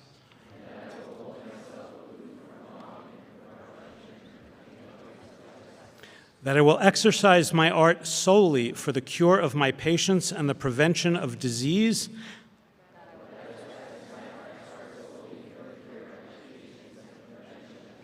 And will give no drugs and perform no operation for a criminal purpose, and far less suggest such a thing.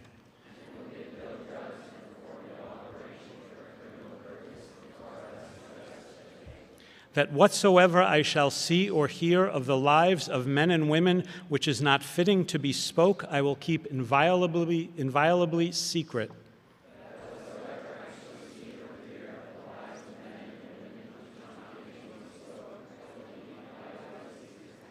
These things I do promise, and in proportion as I am faithful to this oath, may happiness and good repute be ever mine, the opposite if I shall be forsworn.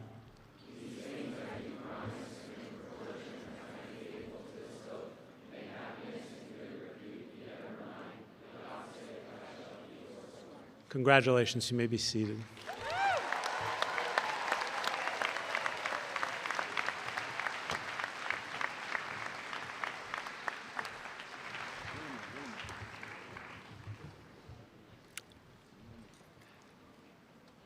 It is the custom of this college, relatively unique in the health professions education, to invite a representative of our military to join us every year at commencement.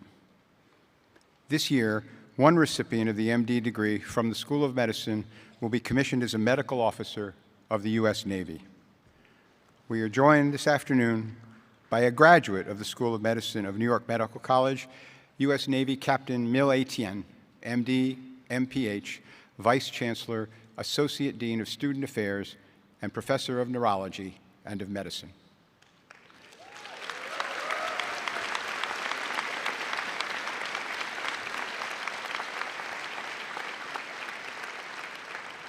Dr. Etienne founded and directed the epilepsy, EEG, and autonomic programs at the Walter Reed National Military Medical Center from 2009 to 2012.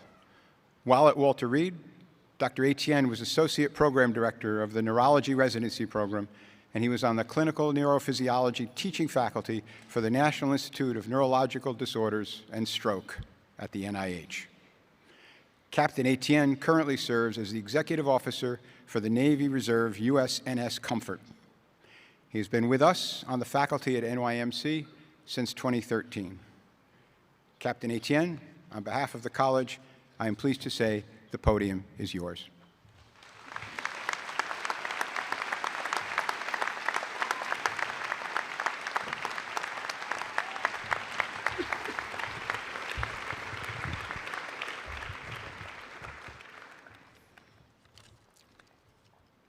After graduating from New York Medical College, one of our graduates will move on to a career in the armed forces. This year, we have one graduate moving on to serve in the United States Navy. It is traditional for officers to recite the oath of office upon commissioning or upon promotion. This oath is the same oath that has been taken by all military officers as they get commissioned or promoted to their next rank.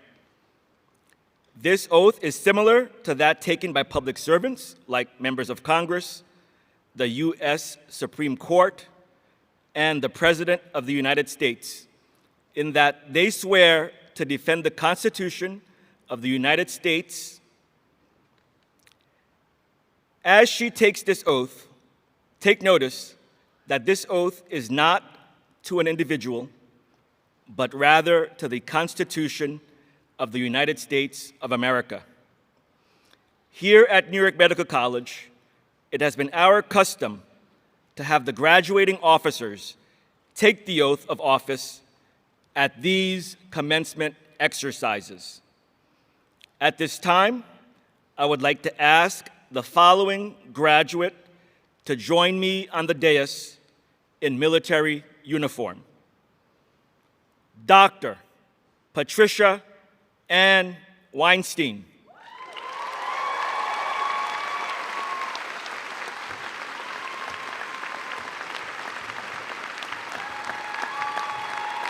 Lieutenant, United States Navy.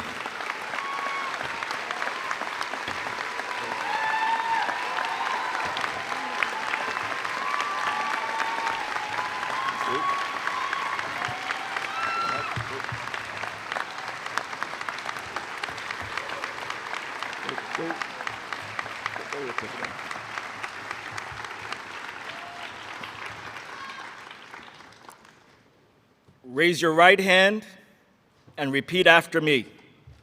I state your name.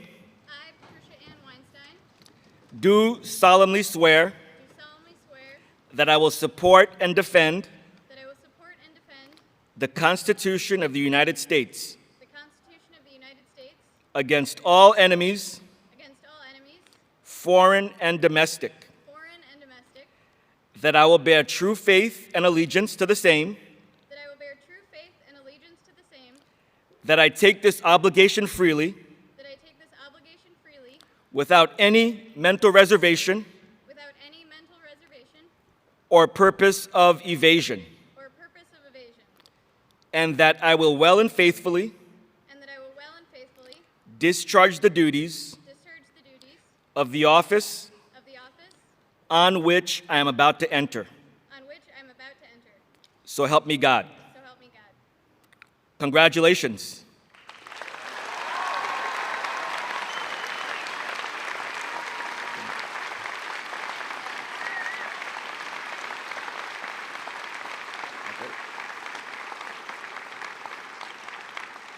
Officer, attention, march. Dismissed. Good job. Congratulations. You're all set. You can go.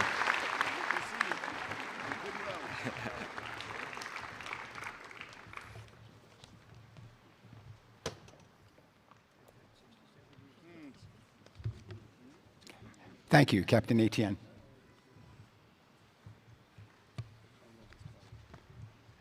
I invite Dr. Jonathan Gavris, School of Medicine, Class of 1986, to offer greetings on behalf of the New York Medical College Alumni Council.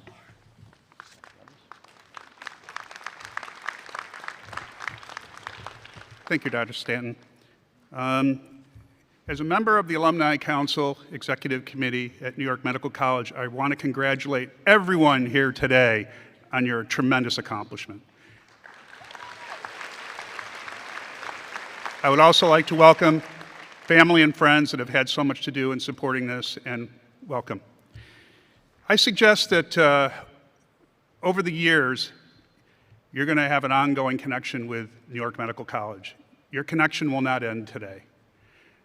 I became much more engaged with the college years and years after my graduation. As the years have gone by, I've been involved in mentoring, I've been involved with the alumni committee, I've been involved with various committees at the college, and I find it extremely invigorating. I would offer that your experience here at New York Medical College are going to have a tremendous amount to do with your future.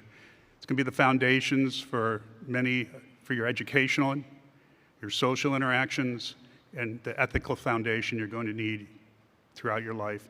I would also offer it may also impact your personal journey significantly also.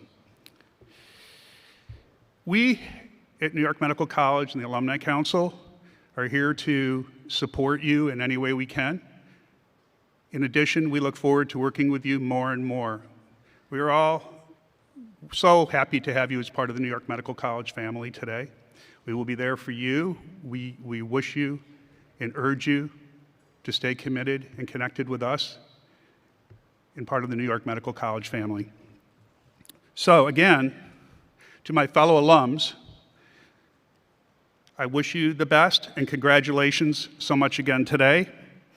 And again, look forward to working with you more in the future. You have such a great future ahead of all of you, and we look forward to working with you. And I really look forward to interacting with you more over the years. Again, congrats.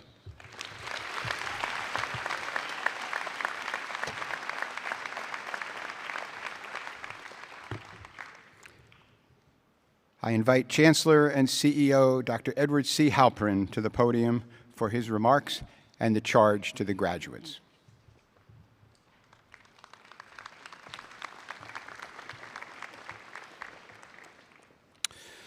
Good afternoon.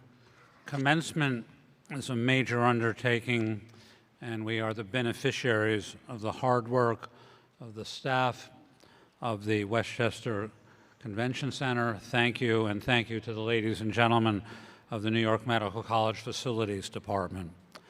Thank you to Eileen Romero and the registrar staff for making all those diplomas appear on time and in order. Thank you to Michael Cotter, Juan Castro, and the ladies and gentlemen of IT for making sure all the electronic technology and microphones worked. Our gratitude to Jennifer Reichert and the communications staff. We want to thank the officers of the Westchester County Police and the New York Medical College Public Safety Office, led by Robert Lancia, Kim Bologna, and Charles Longo, for keeping us safe today. Thank you to Professor Jan Galiepter, Chair of the Faculty Commencement Committee, and thank you particularly to Chief of Staff Vilma Bordenaro and Executive Assistant Ashley McCarrick for making the events work for us today. Thanks to all.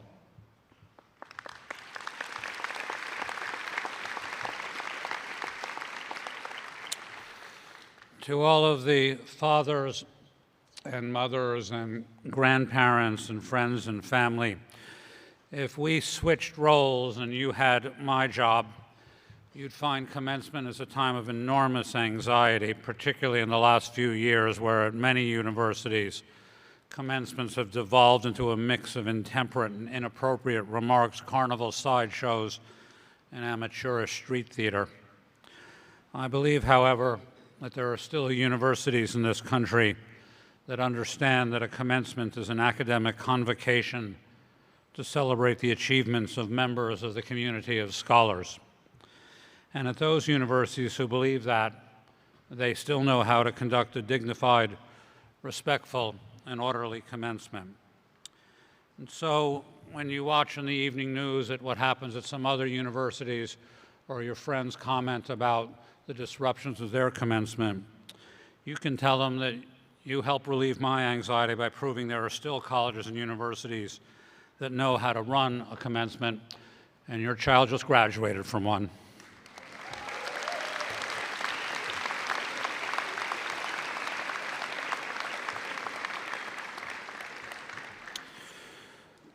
Rabbi Krupka, Rabbi Fogel, Mr. Mark, officers of the Graduate School and the School of Medicine, members of the faculty, family and friends, my dear graduates, my dear young doctors.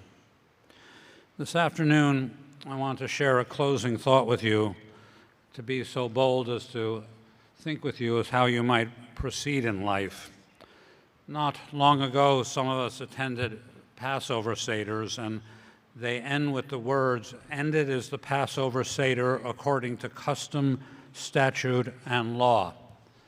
I've been thinking about that tripart formula, according to custom, statute, and law. Arnold Eisen comments, "The ritual was performed well, we declare, as only a ritual can be, but now it is time to do other and harder things, even if we do them imperfectly." Commencement is just like that, you know. We conduct the ritual of commencement in accordance with custom, statute, and law. If we perform the commencement ritual well, we send people out of this hall, and for the graduates, better equipped to do other and harder things than participate in a ritual. What we do most importantly is to try to help people live a meaningful, gratifying, and purposeful life, aided and abetted by education. The Right Reverend Mary Ann Buddy, the Episcopal Bishop of Washington, recently taught, "We are not on our own here, not on this earth and not in our lives. We are not isolated from one another, and there is a force at work in the universe that ultimately is for good, which we can each tap into and which can empower us." People of faith give that force very particular names. People who are not those of faith also recognize that there are ways to describe that sense of empowerment that is bigger than we are and that can work through us in ways that astonish us. We cannot control it, we cannot evoke it on command, but it is real and we can count on it, and it allows all of us to do extraordinary things. When we do it together, then we can move mountains that seemed immovable before. We must trust in that innate human capacity to channel love, goodness, and real strength into our own lives and into the world. What Dr. Hildenbrandt just told you was agency. Now we have performed the ritual of commencement, graduates, and it is your task, as Reverend Buddy wrote, to tap into your innate human capacity. To do that, you need to be in touch with what is genuine inside yourselves. 45 years ago, the theologian Howard Thurman, who was ordained as a Baptist minister, characterized it this way: "There is something in every one of you that waits, and it listens for the sound of the genuine in yourself. And if you cannot hear it, you will never find whatever it is that you are searching for. And if you hear it and do not follow it, it was better that you had never been born." Your personal idiom is the only idiom of its kind in all of existence. And if you do not hear the sound of what is genuine in you, you will, all of your life, spend your days at the ends of strings that someone else is pulling. There is something in you that waits and listens for the sound of the genuine in yourself. And sometimes there is so much traffic going on in your mind, so many different kinds of signals, and you were buffeted by these. In the midst of all of this, you have got to find out, who are you? How does the genuine come through you? Do not be deceived. Do not be thrown off by all the noises that are a part of your dreams, your ambitions, so that you do not hear the sound of what is genuine in you, because that is the only true guide that you will ever have. And if you don't have that, you don't have a thing. You may be famous. You may be whatever the other ideals are which are part of this generation, but you don't have the foggiest notion of who you are or where you are going or what you want unless you cultivate the discipline of listening to the sound of what is genuine in yourselves. This is, graduates, a particularly fraught time to tap in to what is genuine in yourselves. You're all going to have to overcome the noise of social media, disinformation, ambition, and economics to find what is genuine in yourselves. You're going to have to listen to your own inner selves. I think that what is genuine and what is, I can recommend to you, is to employ a life in healthcare and in science to make this a better civilization. And I offer you two tests, a test of what to do and a test of what not to do. The test of what you should do is to take action that benefits others. The winner of the Pulitzer and the Nobel Prize, the American writer Pearl Buck, wrote that the test of a civilization is the way it cares for its helpless members. Senator and Vice President Hubert Humphrey, who was by education a pharmacist, said the ultimate moral test of any government is the way it treats three groups. First, those in the dawn of life, our children. Second, those in the shadows of life, our needy, our sick, and our handicapped. And third, those in the twilight of life, our elderly. Those are the positive tests I offer you, graduates. That's what I mean you should do. Now, there's a second test, what one should not do. We learn this from Mohandas K. Gandhi. It is particularly pertinent today. Gandhi taught Non-cooperation with evil is as much a duty as cooperation with good. Please remember that silence in the face of evil only benefits the persecutor, it never benefits the victim. Open your eyes and recognize what is about and around you. But to do this will require that you foster your skills of mental awareness. Learn how to see, not just to see, but to observe. In his complicated philosophical treatise, The Guide of the Perplexed, written around 1185 to 1190, Maimonides comments on Genesis 3:7, part of the story of Adam and Eve in the Garden of Eden and eating the fruit of the tree of knowledge. Remember your Bible story? The verse begins, "And the eyes of both of them were open, and they knew they were naked, and they sewed fig leaves together." Did they? Maimonides writes 900 years ago about Adam, it does not say that the eyes of them both were open and that they saw that they were naked, because what he saw then was the same as what he had seen before. There was no covering of the eyes that was removed, but his state of mind changed so that he considered bad what he had not considered before.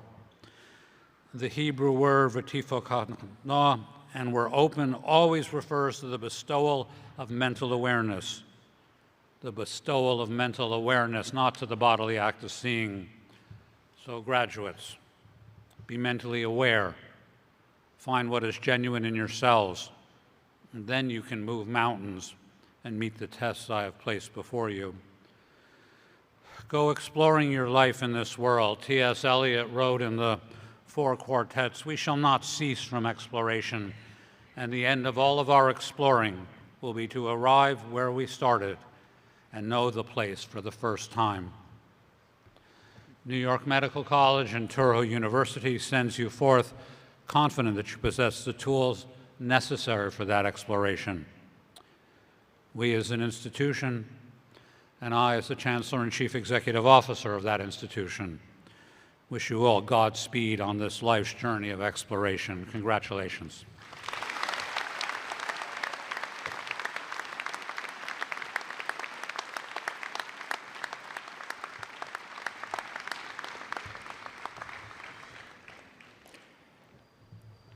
Revered members of the clergy, Chair of the Board Marks, members of the Board, President Kadish, Chancellor Halperin, deans, faculty, distinguished guests, graduates, parents, and friends. The 167th commencement of New York Medical College is concluded. Yes, we were founded in 1860, but it has been 167 in 166 years. We had a double commencement in 1975. Please remain in your seats until the stage party, faculty, and graduates have completed the recessional. Congratulations and best wishes. Have a wonderful day.